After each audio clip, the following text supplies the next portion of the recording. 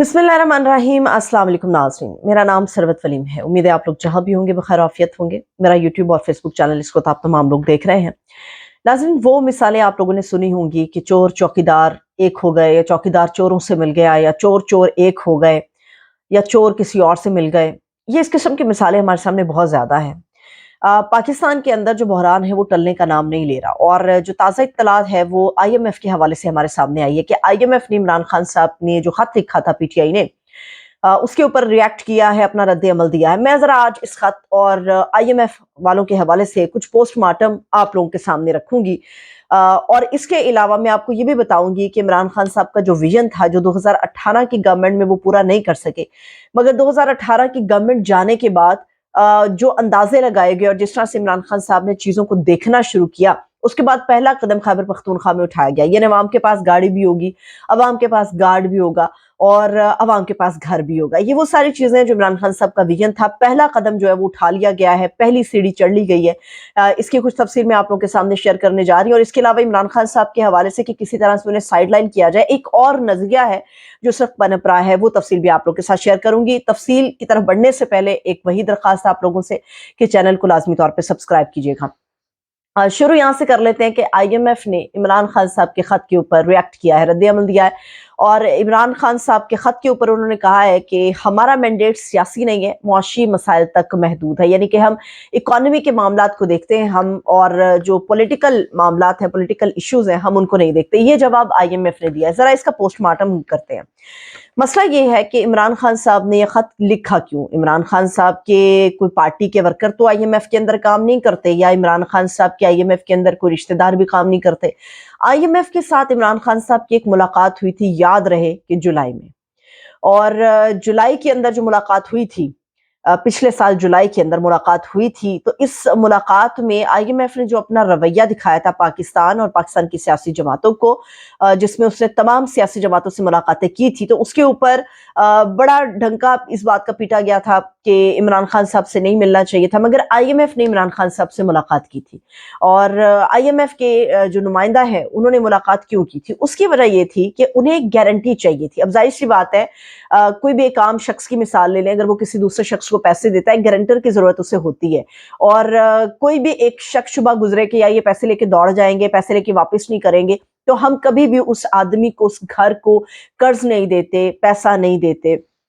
यही हाल कुछ IMF का था। पाकिस्तान की जो इकोनॉमी हो, पाकिस्तान की जो सियासी मामलात हो, वो दगरगूं थे सारे। वो हालात इतने बिगड़े हुए थे कि उसके ऊपर बार बार कहा जा रहा था कि खुदा ना खास्ता अगर हमें पैकेज नहीं मिला IMF का, स्टैंड बाय पैकेज में हमें नहीं मिला, तो स्टैंड बाय अरेंजमेंट्स हम अगर हमारे सामने नहीं आए, तो हमारा हाल खुदा ना खास्ता श्रीलंका जैसा होगा, और खुदा ना खास्ता पाकिस्तान डिफॉल्ट हो जाएगा। मगर इस तरफ इमरान खान साहब बार बार इशारा कर रहे थे। IMF ने जहां पाकिस्तान के तमाम बड़ी सियासी जमातों के साथ मुलाकातें की साल 2023 के जुलाई में, वहीं पर इमरान खान साहब से भी जमान पाक वाले घर लाहौर के अंदर एक मुलाकात हुई। इस मुलाकात में इमरान खान साहब से उन्होंने गारंटी मांगी कि IMF अगर पैसे देता है तो क्या आप इस चीज से मुत्तफिक हैं? तो इमरान खान साहब ने कहा कि बिल्कुल हम मुत्तफिक हैं। फिर इमरान खान साहब की पूरी पार्टी और इमरान खान साहब ने लाइव सेशन के दौरान अवाम को एतमाद मिल गया, ये कह के $3 अरब अगर पाकिस्तान को नहीं मिलते तो पाकिस्तान डिफॉल्ट कर जाएगा।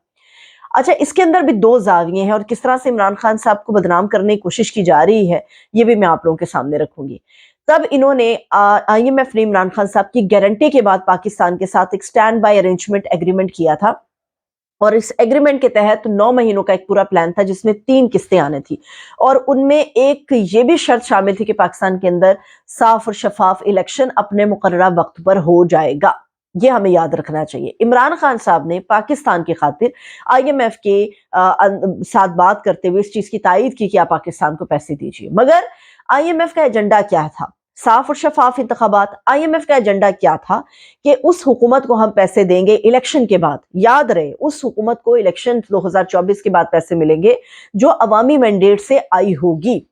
अब ये पूरा प्लान था, और इमरान खान साहब भी इस बात पे थे कि वो जुबान के पक्के होंगे IMF वाले, और इमरान खान साहब ने इसी वजह से IMF को एक खत लिखा था कि जब अवामी मैंडेट की मुंतखब हुकूमत नहीं आई तो आप इसको पैसे देके क्या करेंगे? क्योंकि आपकी ये बात थी, आप अपनी जुबान पे कायम रखिए, आप अपने एग्रीमेंट के ऊपर कायम रखिए कि अवामी मैंडेट की जो गवर्नमेंट आएगी उसी को قبول کیا جائے گا، مگر حالیہ جو گورنمنٹ ہے وہ چور گورنمنٹ ہے، وہ مینڈیٹ چور گورنمنٹ ہے، اور عوام کا جو اصل مینڈیٹ ہے وہ پی ٹی آئی کے پاس ہے۔ دوسرا معاملہ یہ تھا کہ عمران خان صاحب کو یہ تانا دیا جا رہا تھا کہ آئی ایم ایف کو خط لکھنے کا مطلب یہ ہے کہ عمران خان صاحب پاکستان کو ڈیفالٹ کی طرف لے کر جانا چاہتے ہیں، یا پاکستان کے خلاف ایک سازش کر رہے ہیں کہ پاکستان کو پیسے نہ دیے جائیں۔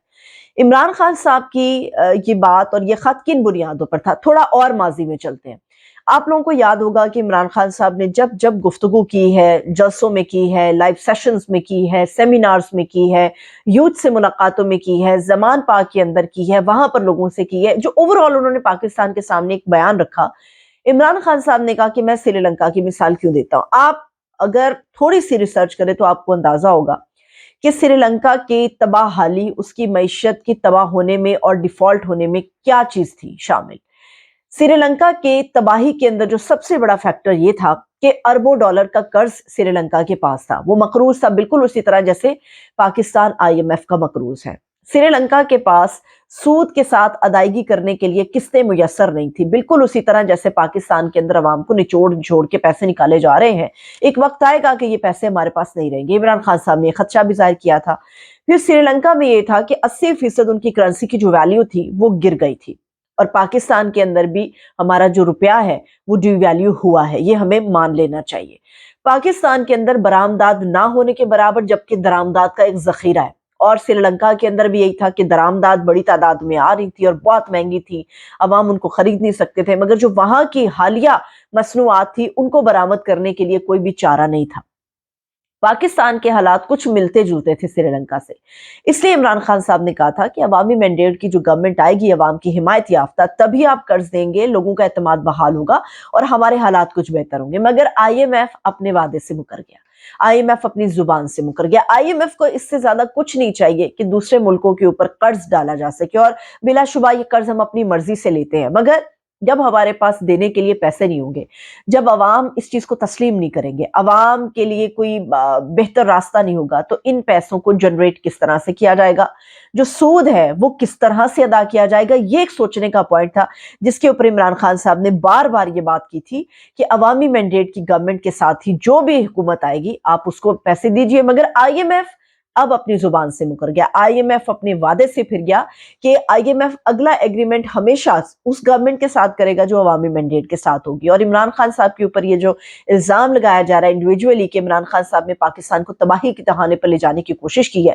میرا خیال ہے عمران خان صاحب نے ایسا نہیں کیا۔ اور جو لوگ یہ سمجھ رہے ہیں کہ عمران خان صاحب نے ایک بڑی سیاسی غلطی کی آئی ایم ایف کو خط لکھ کے، آپ کسی حد تک تو یہ کہہ سکتے ہیں کہ آئی ایم ایف کو خط لکھنا ایک سیاسی غلطی تھی، مگر عمران خان صاحب کا جو نیریٹو ہے وہ اپنی جگہ پہ مضبوط ہوا ہے کہ پاکستان کو اگر برے حالات سے نکالنا ہے تو عوامی مینڈیٹ کی گورنمنٹ چاہیے۔ مینڈیٹ چوروں کے ساتھ اگر آپ ہاتھ ملائیں گے تو اس کا نتیجہ پھر بھگتنا پڑے گا، ہر عام آدمی کو بھی، اس گورنمنٹ کو بھی اور ریاست کو بھی۔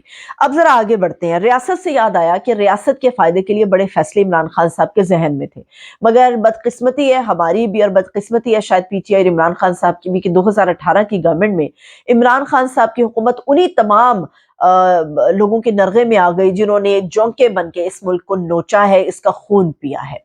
اب عمران خان صاحب جب سے جیل میں گئے ہیں اور جب سے ان کی حکومت گئی ہے، عمران خان صاحب خود اس بات کی تائید کر رہے ہیں کہ ان کی سوچ میں ایک فرق آیا ہے، اور سوچنے کا جو ایک علیحدگی میں وقت انہیں میسر آ سکا ہے جیل میں، تو بہت ساری چیزیں انہوں نے سیکھی ہیں، بہت سی کتابیں پڑھی ہیں، بہت سارے قرآن پاک کو بار بار پڑھ رہے ہیں، تفسیر اس کی دیکھ رہے ہیں، اور جو بھی معاملات ہیں عمران خان صاحب نے اپنا ایک ویژن دیا تھا کہ اختیارات اوپر کی سطح سے نیچے کی سطح پر آنے چاہیے، عوام کا پیسہ عوام پہ خرچ ہونا چاہیے۔ اور علی امین گنڈا پور صاحب جو ہیں، انہوں نے آج جو پریس ٹاک کی ہے کیبنٹ میٹنگ کے بعد، میں کہوں گی کہ ان کے بیانات نے مخالفین کو زمین میں گاڑ کے رکھ دیا ہے۔ اس کی وجہ یہ ہے کہ ہمارے ہاں ایک رواج ہے کہ مرتے دم تک آپ کو پینشن بھی چاہیے، مرتے دم تک آپ کو اگر سرکاری ملازم رہے ہیں، کوئی بڑے عہدے پہ رہے ہیں تو آپ کو پروٹوکول مرتے دم تک چاہیے، قبر میں اترنے تک آپ کو سرکاری گھر چاہیے، قبر میں اترنے تک آپ کو وہ پروٹوکول چاہیے جو آپ کبھی ایک سرکاری عہدیدار کی حیثیت سے لیتے رہے ہیں۔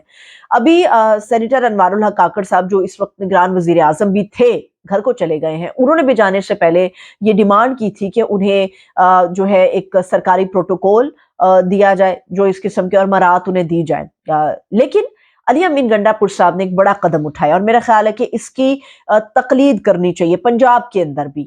تو یہ اچھی روایت ہے. دشمنوں کے اندر بھی کوئی اچھی چیز دیکھے تو اسے اڈاپٹ کر لینا چاہیے, اس کو تعریف اس کی کرنی چاہیے.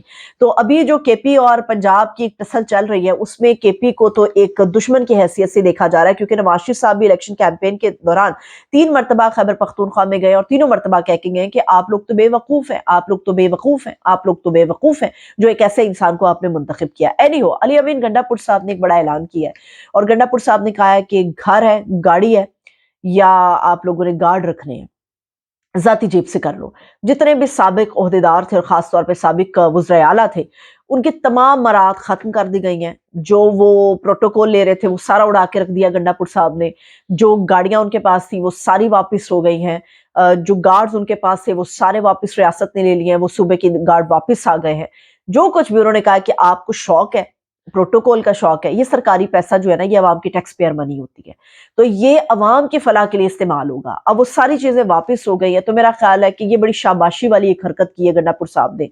اسی طرح کے معاملات کو اگر آگے بڑھایا جاتا رہا تو وہ وقت دور نہیں ہے کہ لوگ ڈیمانڈ کریں گے کہ ایسی مثالیں ہمیں پنجاب میں بھی نظر آئیں, ایسی مثالیں ہمیں سندھ میں بھی نظر آئیں, ایسی مثالیں ہمیں بلوچستان کے اندر بھی نظر آئیں. تو خیبر پختونخوا میں ایک اچھا قدم اٹھایا گیا ہے اور میری درخواست بھی ہوگی, گزارش بھی ہوگی یا نظر بھی ہوگی کہ کب وزیر اعلیٰ پنجاب مریم نواز صاحبہ جو ہیں وہ اس طرح کے معاملات کی تقلید کرتی ہیں, اپنے حوالے سے بھی, اگر اپنے حوالے سے نہیں کیونکہ ان کی سیکیورٹی ضروری ہے, تو ان تمام عہدیداروں کے حوالے سے جو اب ریٹائر ہو چکے ہوئے ہیں مگر جونکے بن کے پنجاب کی جڑوں کے اندر گھسے بیٹھے ہیں, ان کو نکالیں اور فارغ کریں. اب آخر پہ جاتے جاتے آپ لوگوں کے سامنے ایک اور چیز رکھنی ہے.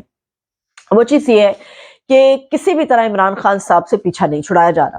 اب کرنے کا جو پلان ہے اور جو سوچا جا رہا ہے وہ پلان یہ ہے کہ کسی طرح عمران خان صاحب سے رابطہ کاٹ دیا جائے, اور لائن کٹ گئی. کچھ اس قسم کے معاملات ہیں. عمران خان صاحب کے حوالے سے ایک ایجنڈا پھیلایا جا رہا ہے, اور وہ ایجنڈا یہ ہے کہ بار بار وکلا جاتے ہیں اڈیالہ جیل, بار بار عمران خان صاحب کے ساتھی اڈیالہ جیل جاتے ہیں, یہ سب لوگ بار بار جاتے ہیں, تو آخر کب تک جیل سے ہدایات لیتے رہیں گے؟ ذرا آپ ٹوسٹ نوٹ کریں اور سازش نوٹ کریں کہ عمران خان صاحب کو کھڈے لائن کرنے کے لیے کیا ایجنڈا اپنایا جا رہا ہے, جس میں کہا جا رہا ہے کہ عمران خان صاحب کسی طرح پیچھے ہٹ جائیں, عمران خان صاحب کو پی ٹی آئی یا سنی اتحاد کونسل سے پیچھے ہٹا دیا جائے, خان صاحب کے ساتھ مشاورت کا جو عمل ہے وہ ختم کسی طرح سے کرا دیا جائے. تو اس کے اوپر پی ٹی آئی نے بالکل واضح اور صاف جواب دیا ہے. پی ٹی آئی کے وکلاء نے بھی اور پی ٹی آئی کے لیڈروں نے بھی, ان تمام لوگوں نے کہا ہے کہ کسی بھی سیاسی جماعت کو اٹھا کے آپ دیکھ لیں, ان کی لیڈرشپ قید و بند میں ہو, ان کی لیڈرشپ ملک سے باہر بھاگی ہوئی ہو, ان کی لیڈرشپ ملک کے اندر ہو, بستر مرگ پہ ہو یا پھر گھر کے ڈرائنگ روم میں ہو, جب پارٹی کے معاملات کی بات آتی ہے تو جو بانی موجود ہوتا ہے, جو لیڈر موجود ہوتا ہے, اسی کی رائے کے اوپر اتفاق کیا جاتا ہے. تو عمران خان صاحب چاہے جیل میں ہو چاہے کہیں بھی ہو, آخری دم تک جو ہے وہ پی ٹی آئی کے وکلاء اور پی ٹی آئی کی جو تمام لیڈرشپ ہے وہ عمران خان صاحب کی چھتری تلے متفق تھی, متفق ہے اور متفق رہے گی ان معاملات کو لے کے. لیٹس سی کہ کیا کیا مزید سازشیں ہمیں عمران خان صاحب پی ٹی آئی کے حوالے سے سننے کو ملیں گی. مجھے اجازت دیجیے, اپنا بہت سا خیال رکھیے, خدا حافظ.